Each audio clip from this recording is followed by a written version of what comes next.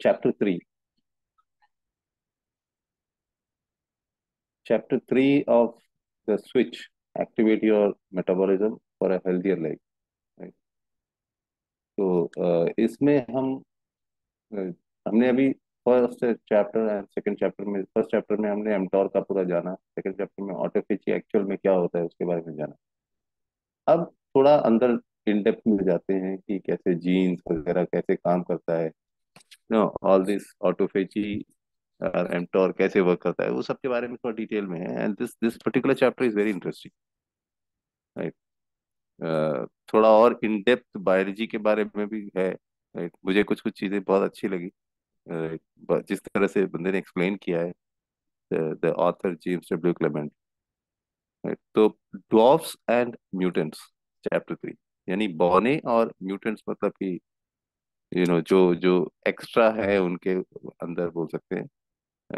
Mutants को अगर हिंदी में उसको ट्रांसलेट नहीं किया है, बिकॉज म्यूटेंट वर्ड का हिंदी में कुछ ऐसा कोई, I don't know if there is any word for mutant. तो इसमें स्टार्टिंग में जेम्स वॉटसन, जो जिन्होंने डीएनए का स्ट्रक्चर को डिस्कवर किया था, उनका एक स्टेटमेंट है कि the pace of discovery is going unbelievably fast. जो खोज का जो जो स्पीड है ना, वो बहुत फास्ट जा रहा है करके वो। राइट। तो नई नई खोज हमेशा होती रही, हो रही है कंटिन्यूसली। यहाँ शुरुआत में ये पूछते हैं कि if I were to ask you what you should be doing to maintain your youth and beauty, increase your healthy lifespan and avoid the unwanted side effects of more birthdays, what would you say? ये हमसे पूछ रहे हैं कि अगर मैं आपसे पूछूं कि अगर आप, है ना, आप ऐसा क्या करेंगे कि आप अपना यौवन को मेंटेन कर सके, अपनी खूबसूरती मेंटेन कर सके, एक हेल्दी लाइफ स्पैन जी पाए। Right. Avoid the unwanted side effects of more birthdays, मतलब आप हेल्दी रहकर बर्थडे मनाएंगे तो अच्छा रहेगा ना, कि या फिर अनहेल्दी रहकर अगर बर्थडे मनाएंगे, दैट विल बी, उसके साइड इफेक्ट्स और भी बहुत सारे रहेंगे। तो यानी कि पूरा हेल्दी लाइफ जीने के लिए आप क्या करें, मतलब क्या करना होगा, what should you be doing. तो परहैप्स उसका कुछ जवाब है यहाँ में, जैसे 4 पॉइंट बताए। तो यही जवाब जनरली सभी का होता है। पहला होता है कि optimize diet and exercise to sustain ideal weight and fitness. Right, कि भाई हम अपना खाना पीना और एक्सरसाइज करते रहें, बराबर डाइट प्रॉपर मेंटेन करें और फिजिकली फिट रहें। राइट, ये एक पॉइंट है। Second is achieve restorative sleep routine, नींद बराबर रहे। राइट, यही यही होता है हेल्दी इसका। Right. Manage stress and anxiety, stress और एंजाइटी को जो है उसको मेंटेन मैनेज कर पाए हम। Right. And last but not the least क्या है कि have chosen parents with longevity genes, मतलब हम अपने पेरेंट्स को अगर हम चूज कर पाते कि जिनका कि जिनके जीन्स में लंबी आयु के जीन्स हों जिनमें। राइट। तो this this 4 points could be, देखिए जो लास्ट पॉइंट है ये थोड़ा ऐसे हमें लगता है कि ये अम्यूजिंग है। ठीक है, थोड़ा हास्यात्मक है कि कैसे, मतलब कि we can not choose our parents. Right. But then वो कह रहे हैं कि ये बहुत बड़ी एक बात है। राइट। क्या है कि it's not just to amuse us, right, because ये बहुत बड़ा रोल प्ले करता है ये जीन्स। राइट। तो बोल रहे हैं कि अ, वो खुद जो है, जैसे शुरुआत में उन्होंने बताया था, फॉरवर्ड में भी डॉक्टर जो जॉर्ज हैं उन्होंने भी बताया था, और इंट्रोडक्शन में भी उन्होंने बताया था कि he is a principal investigator for the super centenarian research study. जो उनका अपना एक नॉन गवर्नमेंटल ऑर्गेनाइजेशन है जहाँ जो वो सुपर सेंटिनियंस को स्टडी करते हैं। राइट। तो वहाँ के वो प्रिंसिपल इन्वेस्टिगेटर है। और इनका बेसिकली क्या है काम की, studies the genomics of long lived humans. Right, super centenarians के जीनोम्स को स्टडी करते हैं ये। सो 2010 से, सिंस 2010, ये कह रहे हैं कि I have met and obtained blood samples for 60 people around the world who were 106 years of age and older। ये बात पहले भी कही है उन्होंने कि 2010 से इन्होंने करीब 60 लोगों से दुनिया भर में ढूंढ ढांड के, जो 106 से साल से ऊपर के हैं, 106 और 106 साल से ऊपर के लोग हैं, उनसे मिले हैं और उनके ब्लड सैंपल्स कलेक्ट किए। राइट। इनमें से तो ओल्डेस्ट जो एक लेडी थी, राइट, इनका नाम था एमा मोरेना, ये इटली की थी। इनका उम्र था 117 साल। राइट।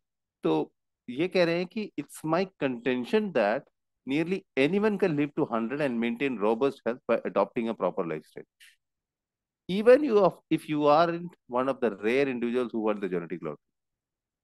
कह रहे कि मेरा ये पूरा दावा है कि अ, कोई भी बंदा 100 साल से ऊपर जी सकता है बाई मेंटेनिंग, मतलब हेल्दी, मतलब एक रॉबस्ट मेंटेन, मतलब हेल्थ बनाते हुए 100 साल तक जी सकता है by adopting A proper lifestyle. अगर हम हमारा लाइफस्टाइल को प्रॉपर मेंटेन करेंगे तो हम 100 साल से ऊपर भी जी सकते हैं, कोई भी बंदा जी सकता है। राइट। मतलब even if you aren't one of the rare individuals who won the genetic lottery, अगर आपको ये जो जेनेटिक लॉटरी है ना, उसमें आपकी लॉटरी अगर भले ही न लगी हो, तब भी, नहीं, आपके आपको आपके पेरेंट्स से, आपके एंसेस्टर्स से कोई अगर लॉन्जिविटी का जीन्स भले ही ना मिला हो, तब भी आप जी सकते हैं 100 साल से ऊपर बाय मेंटेनिंग ए प्रॉपर लाइफस्टाइल। राइट। इस चीज को ना, मतलब हमको कहीं पे लिख के रख लेना चाहिए, क्योंकि this is very important. Right. हम लोगों को सुनते हैं कि भाई, मतलब मेरे पेरेंट्स को ये बीमारी है, जीन्स के चलते हो रहा है, दादा को है, परदादा को है, उसके चलते हो रहा है, मतलब बिल्कुल नहीं होता। ठीक है, ये पूरा प्रॉपर अगर हम लाइफस्टाइल को मेंटेन करेंगे तो anyone can live more than 100। अभी एक और ये देखिए, you might be relieve to know that your genes account for much less than you might think it comes to your life. अब ये सब बातों में हमारे भी दिमाग में आता है ना कि हमने सुना है, ठीक है, मैंने भी सुना था कि ये जीन्स बहुत बड़ा फैक्टर है कि आपके पेरेंट्स से आपको क्या मिला है, क्या जीन्स मिला है, वो बहुत बड़ा फैक्टर होता है कि आप कितना जीते हैं, कितना कोई बीमारी आती है नहीं आती। तो scientist just recently figured out, thanks to large scale जो एंसेस्ट्रियल डेटाबेस, सारा बहुत पुराने पुराने डेटाबेस सारा निकाल कर, जो अभी रिसेंटली उन्होंने ये फिगर आउट किया है कि it bears reiterating it bears reiterating new calculations show that genes account for well under 7% of people's lifespan. Can you imagine that? मतलब जीन्स जो है सिर्फ 7% से भी कम, basically well under 7% of people's life span. तो ये जो जेनेटिक लॉटरी की बात, ये कई पहले भी कह चुके हैं और अभी भी कह रहे हैं, बोले ये सिर्फ अंडर 7% ही मतलब मायने रखता है कि आपको जेनेटिक लॉटरी में आपको कैसे जीन्स मिले आपके पेरेंट्स से। ठीक है, पहले का मानना ये था कि करीब 25 से 35% जो है, वो प्रीवियस एस्टिमेट था कि 25 से 35% जो हमारे जीन्स जो है, फैक्टर है जो हमारे लॉन्जिविटी के लिए अफेक्ट करता है लॉन्जिविटी में।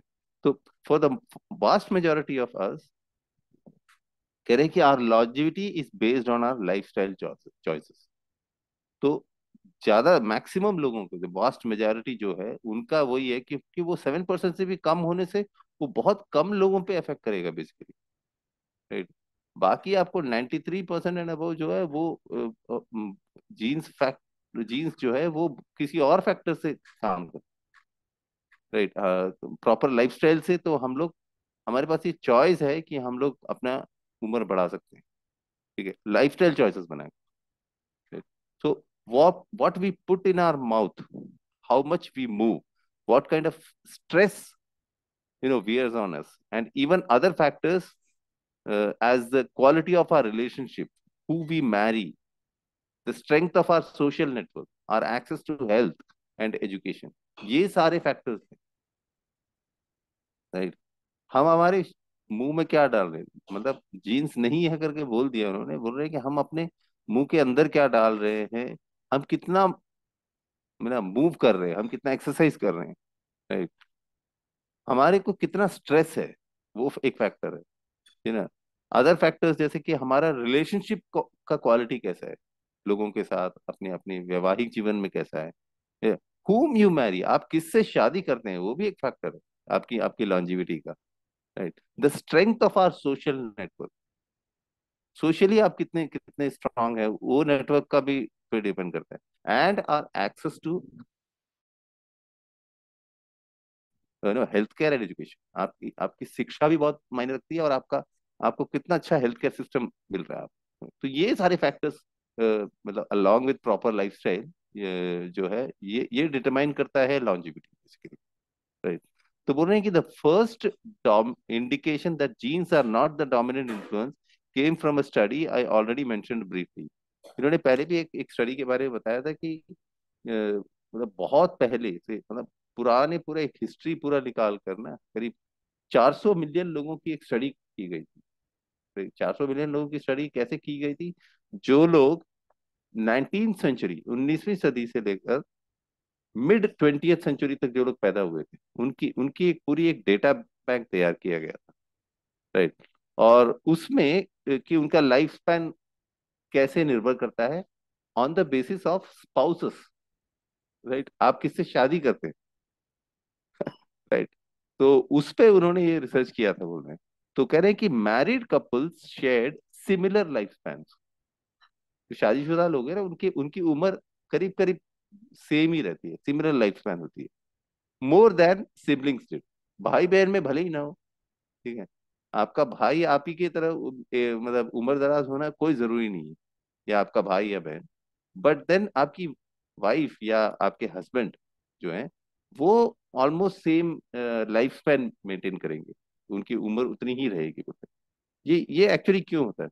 Such an outcome suggest that a strong influence of non-genetic forces because non-genetic forces। तो ये यहाँ पे तो जीन्स का कोई काम ही नहीं है ना, क्योंकि आपके जीन्स और आपकी वाइफ के जीन्स तो टोटली अलग होंगे, या आपके आपके जीन्स और आपके हस्बैंड के जीन्स, राइट। तो फिर कैसे ये, तो जीन्स का तो काम ही नहीं है यहाँ में लॉन्जिविटी में, ठीक है। साथ साथ रह रहे हैं तो लंबा जी रहे हैं, ये कोई बात हुई? लेकिन ऐसा क्यों है? क्योंकि देखिए, spouses do not typically have genetic variation in common. Typically spouses में सेम जेनेटिक्स होते नहीं है। अदर फैक्टर्स जो है कॉमन रहता है, जैसे कि उनका खाना पीना, ठीक है, such as eating and exercise habit. क्योंकि घर में जो बनेगा वो दोनों ही खाएंगे ना, राइट, पूरी फैमिली खाएगी, तो वो अफेक्ट करता है। एक्सरसाइज हैबिट, ठीक है, अगर एक एक्सरसाइज कर रहा है तो कहीं ना कभी द अदर पर्सन भी वो फिजिकली फिट होने की वो कोशिश करेगा, और वो साथ साथ वो भी एक शायद एक्सरसाइज करे, राइट। नॉट स्मोकिंग, ठीक है, स्मोकिंग का भी एक फैक्टर है, क्योंकि अगर हस्बैंड वाइफ, तो हस्बैंड स्मोक करता है तो वाइफ भी शायद स्मोक करने लगे, तो नहीं करता है तो नहीं करते, right. Then having access to clean water, साफ पानी पीना, right. Living far from disease outbreaks, कहीं कहीं कोई पैंडेमिक है या कोई डिजीज आउटब्रेक है, उससे दूर रहना, क्योंकि हम लोग साथ में रह रहे हैं ना, फैमिली मैंने से husband wife together. Being literate also, दोनों जितने कितने एजुकेटेड, ये भी फैक्टर है, क्योंकि ऐसा है कि आपका एजुकेशन लेवल के हिसाब से ही आप शादी करेंगे, ठीक है। तो वो भी बहुत फर्क पड़ता है कि एक दूसरे को समझने में सारा चीज। तो बोले दिस मेक सेंस, बोलते हैं कि people tend to marry others who enjoy the same life style. ठीक है, सिंपल बात, right. People tend to marry others who have the same life style, same life style के लोगों को ही हम जनरली शादी करते हैं।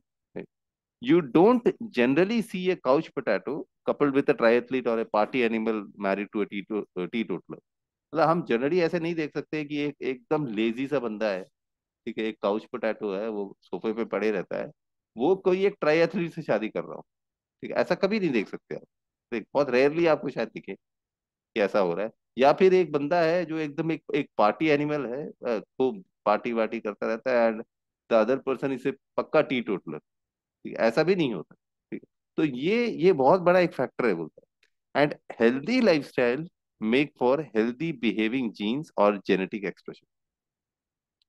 तो आप हेल्दी लाइफस्टाइल मेंटेन करेंगे तो आपके जीन्स भी वैसे ही मतलब बिहेव करेंगे बेसिकली, राइट।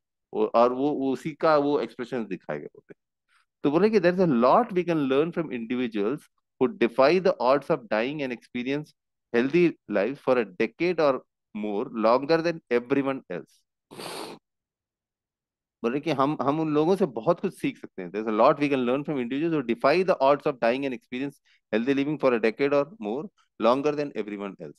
मतलब जैसे जनरल पॉपुलेशन का जो एक ट्रेंड लाइन है कि भाई इतने साल तक जीता है, 60 साल तक। तो जो बंदा 70 साल जी रहा है या 80 साल जी रहा है, उन लोगों से हम बहुत कुछ सीख सकते हैं ये हेल्दी लिविंग के बारे में। भाई आप कैसे जी लिए, क्योंकि एवरेज एज तो 60 साल है, आप कैसे 70 जी लिए या 80 जी लिए, तो उनसे हम बहुत कुछ सीख सकते हैं about the life style and all. यहाँ पे अगला ये है कि हैव यू एवर वंडर्ड, कभी कभी आपने ऐसा सोचा है कि for example, if there is a sure short way to never get diabetes और cancer even if you are overweight और ओबीस।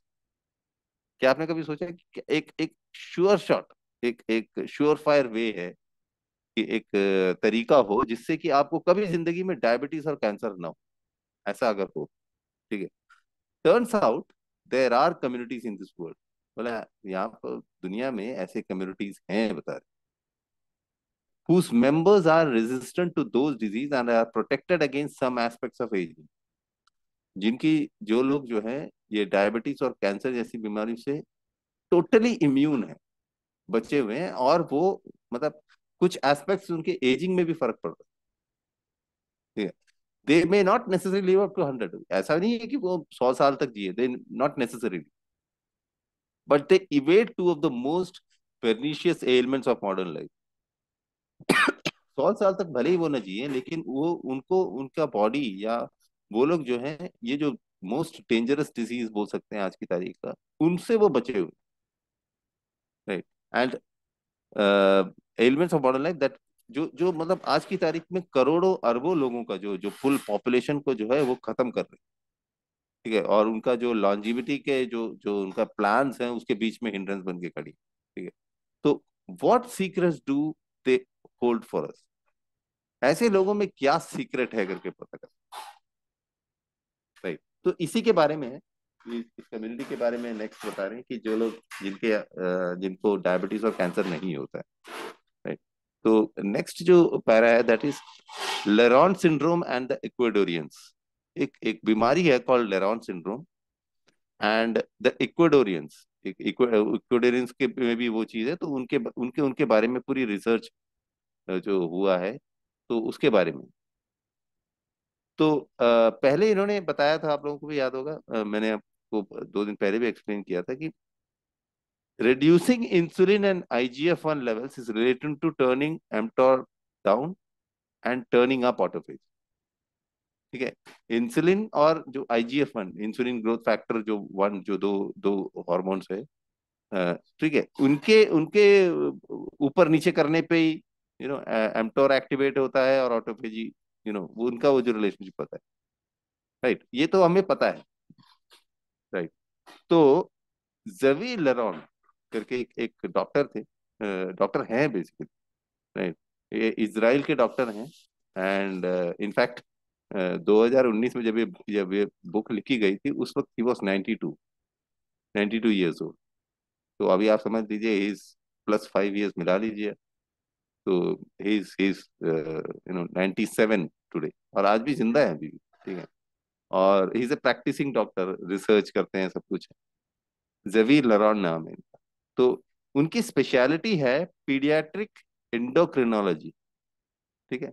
जो एंडोक्राइन ग्लैंड से लेकर जो उस पे वो वगैरह काम करते हैं बच्चों में, paediatric, right, which focuses on children with hormonal dysfunction, यानी बच्चों में जो हार्मोनल डिसफंक्शंस होते हैं उसमें वो स्पेशलाइजेशन करते हैं, उसमें वो एक्चुअली पीडियाट्रिक क्या कहते हैं, एंडोक्रिनोलॉजी वही होता है।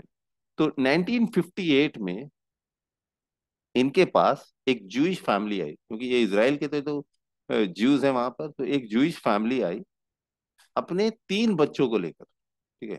उनके और भी बच्चे थे, लेकिन उनके अपने जो सबसे छोटे 3 बच्चे हैं उनको लेकर आए। उन बच्चों में क्या पाया गया, एक स्टंटेड ग्रोथ पाया गया, ठीक है। ऑल्दो मतलब स्टंटेड मतलब वो सब बौने थे, उनका ग्रोथ नहीं हो रहा था, ठीक है, 3 जो जो सबसे छोटे बच्चों को वो लेकर आए थे। बाकी उनके और भी 5 बच्चे थे, ठीक है, वो लोग सब एकदम हेल्दी, सब कुछ है, अच्छा, हाइट वाइट टॉल सब कुछ बढ़िया, नॉर्मल वेट सब कुछ था।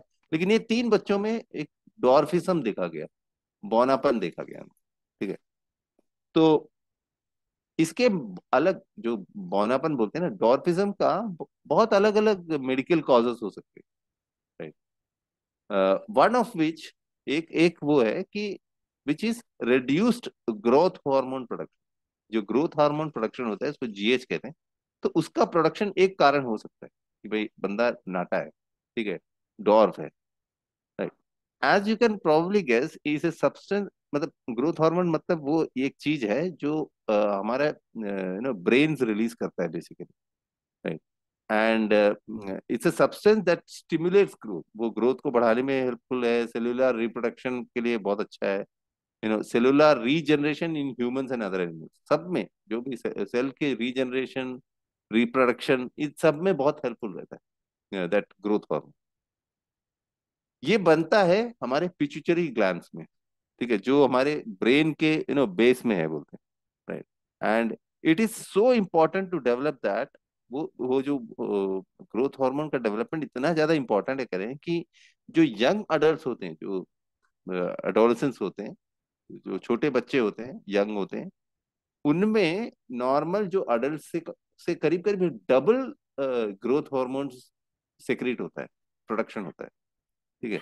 बोल रहे हैं कि अगर मतलब जो अडल्ट्स में 400 माइक्रोग्राम पर डे अगर अडल्ट्स जनरेट करता है ग्रोथ हार्मोन्स, तो जो बच्चे होते हैं, जो जो यंग एडोलेसेंट्स होते हैं, वो करीब करीब 700 माइक्रोग्राम पर डे वो डेवलप करते हैं, उसको प्रोडक्शन करता है हमारा पिट्यूटरी ग्लैंड, ठीक है। तो बोल रहे हैं कि in addition to helping a young body grow, reach puberty and mature to adulthood, GH is necessary for strengthening tissues, improving bone density, building muscles, healing skin, bone, gut lining, सारे काम के लिए, मतलब कि ये जो है, एक तो है कि उनको जो यंग लोगों को ग्रो करने में बहुत हेल्पफुल है ग्रोथ हार्मोन, जैसे उसका नाम ही बताता है ग्रोथ हार्मोन, ठीक है। उनको एक यौवन अवस्था अवस्था में लेकर जाने में, प्यूबर्टी को रीच करने में और मेच्योर होने में, अडल्टहुड में, वो सब में तो हेल्पफुल हो रही है।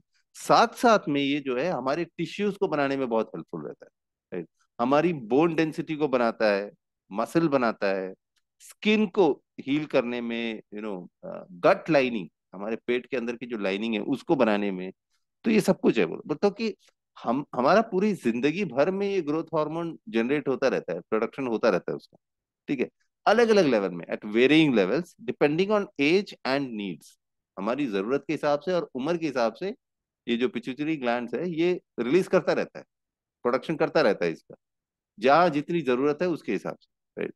तो इनिशियली जो है डॉक्टर लेरॉन ने, जो जवीद लेरॉन है, जब इन्होंने इन इन इन बौने बच्चों को देखा तो इनको लगा कि यार इसका तो जीएच का प्रॉब्लम है, ग्रोथ हार्मोन का प्रॉब्लम है, ठीक है। तो बोले कि तो डेफिशिएंसी है, और उन्होंने वो जीएच कुछ देकर, कुछ ग्रोथ हार्मोन्स देकर उसको ट्रीट करने की कोशिश की, लेकिन वो कुछ हुआ नहीं, बात बनी नहीं। अब अगले, वो तो चलो गया, अगले का कुछ throughout the next decades, यानी कई दशकों तक अगले, क्या हुआ कि more and more short stature patient sought doctor Lawrence Wisdom. और भी जितने बॉडी लोग थे ना, वो सब डॉक्टर लॉरेंस के पास आते थे, ये यही प्रॉब्लम देखते अगले कई दशकों तक, ठीक है। इवेंचुअली वो जो नंबर ऑफ पेशेंट्स इतने ज्यादा बढ़ गए, करीब 60 के करीब हो गए, the patients reached over 60।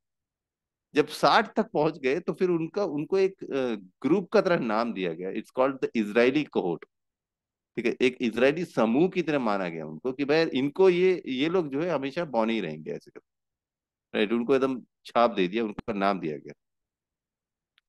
The individuals in this group would go on to be diagnosed with Laron syndrome, और तब जाकर इनको, क्योंकि कई दशकों से हो रहा था और लेरॉन को पहली बार मालूम चली थी कि यार ये ग्रोथ हार्मोन का चक्कर नहीं है, कुछ और है, तो उस पर काम चल रहा था। तब से क्या है कि ये जो लेरॉन सिंड्रोम करके इस ग्रुप को, इस बीमारी का नाम दिया कि जो लोग ऐसे नाटे हैं, they will be known as Laron syndrome, they will be known as having Laron syndrome, ठीक है।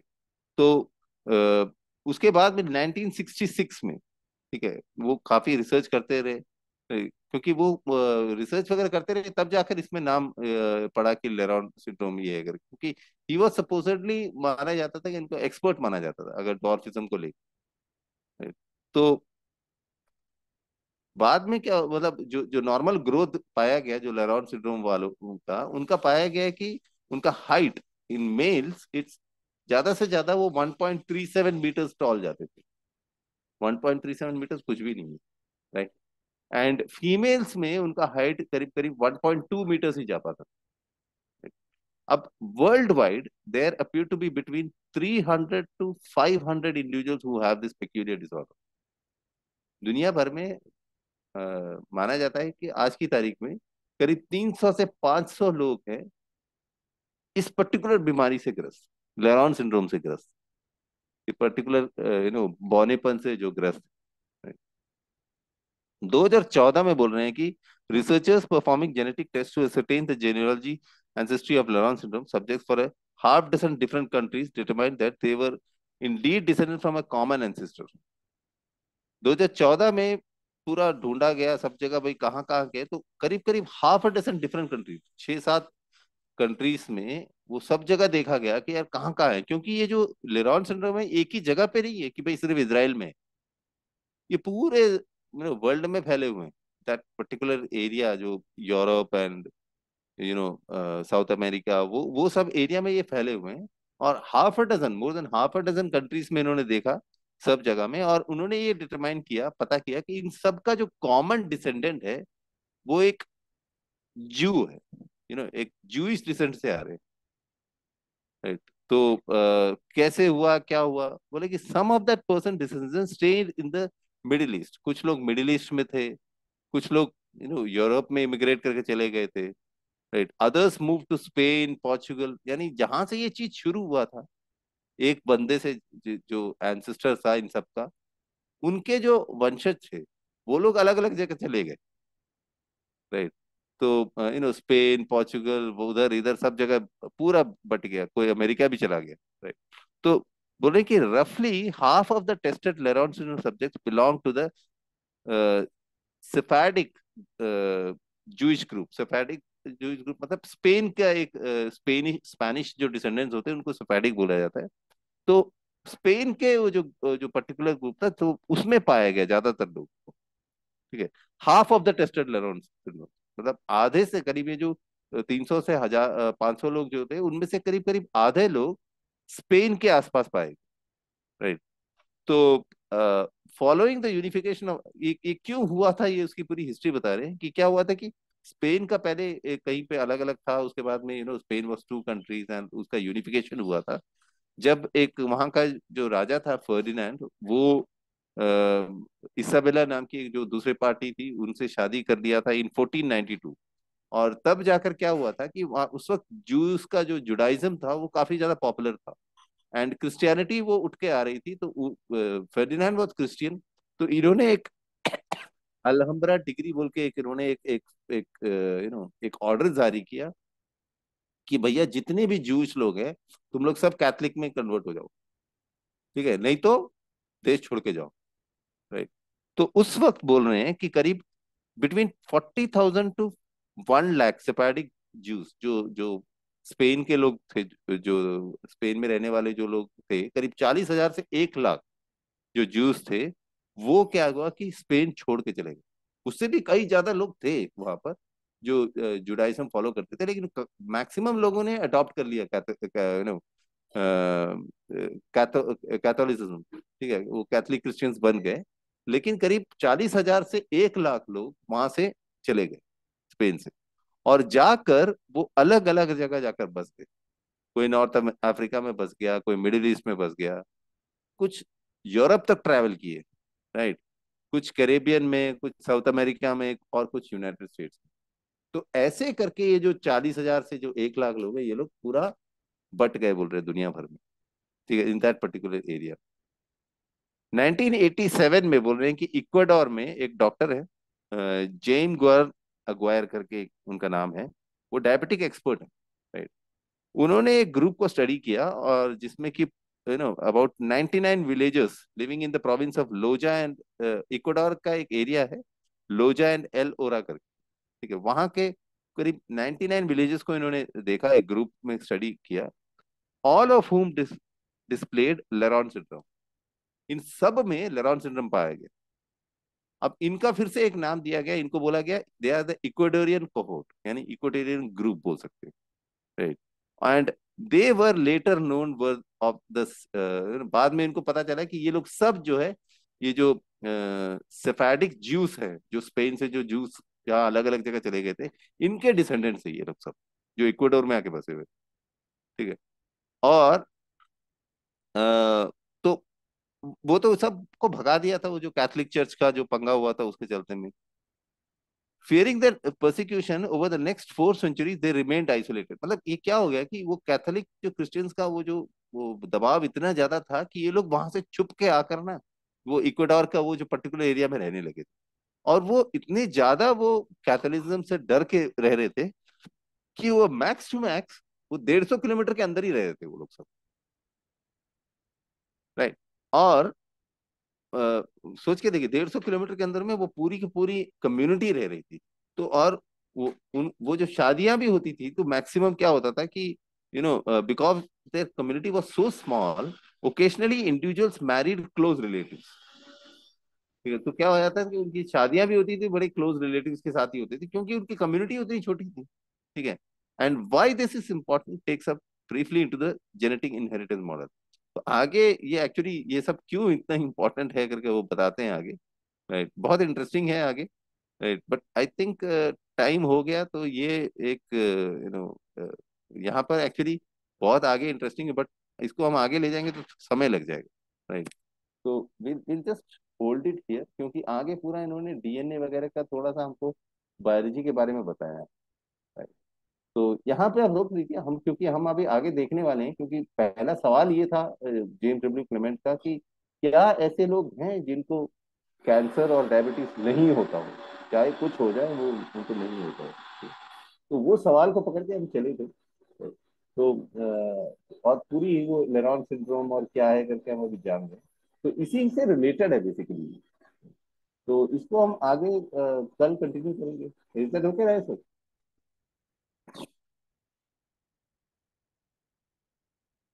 Okay sir. राइट। बड़ा इंटरेस्टिंग है, बने रहिए मेरे साथ में, क्योंकि मैं तो आगे तो तो कल पहुंच चुका मंडे हूँ। मिलेंगे फिर। या Monday, Monday will continue this on Monday. So that's all for today, friends. Thank you.